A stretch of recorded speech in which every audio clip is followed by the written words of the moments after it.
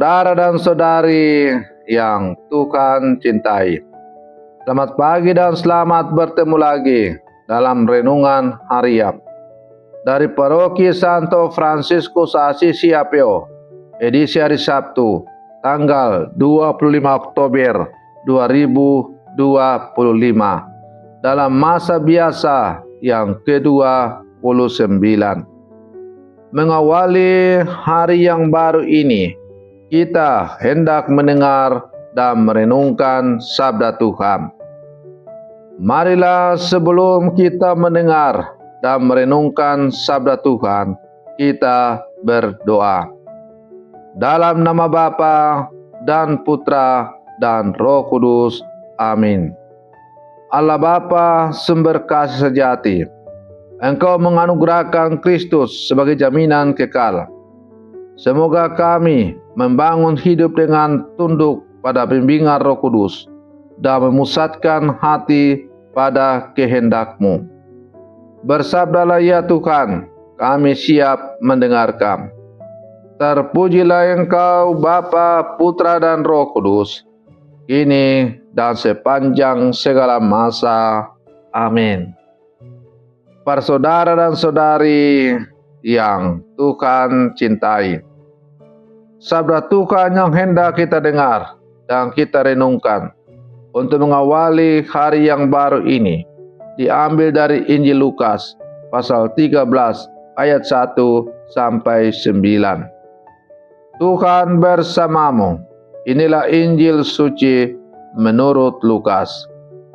Pada waktu itu, beberapa orang datang kepada Yesus dan membawa kabar tentang orang-orang Galilea yang dibunuh Pilatus, sehingga darah mereka tercampur dengan darah kurban yang mereka persembahkan.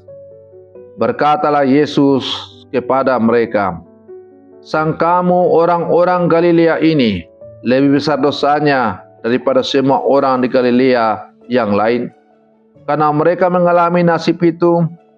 Tidak, kataku kepadamu. Tetapi jikalau kalian tidak bertobat, kalian semua pun akan binasa dengan cara demikian. Atau sangkamu ke-18 orang yang mati ditimpa menara dekat Siloam lebih besar kesalahannya daripada semua orang lain yang tinggal di Yerusalem? Tidak, kataku kepadamu. Tetapi jikalau kamu tidak bertobat, kalian semua pun akan binasa dengan cara demikian." Kemudian Yesus menceritakan perumpamaan ini. Ada seorang mempunyai sebatang pohon ara yang tumbuh di kebun anggurnya. Ia datang mencari buah pada pohon ara itu, tetapi tidak menemukannya. Maka berkatalah ia kepada pengurus kebun anggur itu, "Sudah 3 tahun aku datang mencari buah pada pohon ara itu, namun tidak pernah menemukannya. Sebab itu tebanglah pohon itu. Untuk apa pohon itu tumbuh dan hidup di tanah ini dengan percuma?" Pengurus kebun anggur itu menjawab, "Tuan, biarkanlah pohon ini tumbuh selama 1 tahun lagi. Aku akan mencangkul tanah di sekelilingnya dan memberi pupuk kepadanya. Mungkin tahun depan akan berbuah. Jika tidak, tebanglah." Demikianlah sabda Tuhan. Para saudara dan saudari yang Tuhan cintai, sabda Tuhan hari ini menceritakan 2 peristiwa tragis yang dibicarakan orang kepada Yesus. Orang-orang Galilea yang dibunuh Pilatus dan 18 orang yang mati tertimpa menara di Siloam. Orang-orang mengira bahwa mereka mati demikian karena dosanya lebih besar. Tapi Yesus menegaskan, "Sangkamu orang-orang Galilea ini lebih besar dosanya daripada semua orang Galilea lain? Tidak, tetapi jika kamu tidak bertobat, kamu semua akan binasa dengan cara demikian." Yesus selalu menyampaikan perumpamaan tentang pohon ara yang tidak berbuah. Tuang kebun ingin menebangnya karena 3 tahun tidak menghasilkan apa-apa. Namun pengurus kebun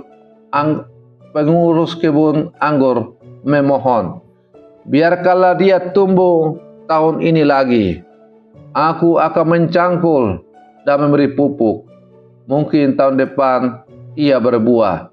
Jika tidak, tebanglah. Dari sabda Yesus ini, kita belajar tentang panggilan untuk bertobat, kesabaran Allah, dan tanggung jawab kita untuk menghasilkan buah dalam kehidupan kita. Para saudara dan saudari yang Tuhan cintai, Yesus menolak pandangan bahwa orang yang tertimpa musibah pasti lebih berdosa. Musibah bisa menimpa siapa saja. Yang penting bukan mencari siapa yang salah, melainkan menyadari bahwa hidup ini rapuh dan setiap orang dipanggil untuk bertobat. Kematian bisa datang tiba-tiba tanpa peringatan. Karena itu Yesus menegaskan, jika kamu tidak bertobat, kamu semua akan mati binasa dengan cara demikian. Pertobatan bukan besok atau nanti, tetapi sekarang selagi masih ada waktu dan kesempatan. Melalui perumpamaan pohon ara, Yesus menunjukkan wajah Allah yang penuh kesabaran. 3 tahun pohon itu tidak berbuah, tetapi Tuan kebun masih memberi kesempatan setahun lagi. Ini gambaran Allah yang sabar menanti kita. Ia tidak cepat menghukum, tetapi memberi kita waktu untuk berubah. Namun, kesabaran Allah jangan disalahartikan sebagai kelemahan. Waktu yang diberikan bukan tanpa batas. Ada saatnya pohon yang tetap mandul akan ditebang. Artinya, kesempatan hidup yang kita miliki sekarang adalah anugerah, dan anugerah itu menuntut tanggapan dan tanggung jawab. Para saudara dan saudari yang Tuhan cintai, pertobatan bukan hanya soal menyesali dosa, tetapi menghasilkan buah. Pohon ara yang tidak berbuah akhirnya akan sia-sia.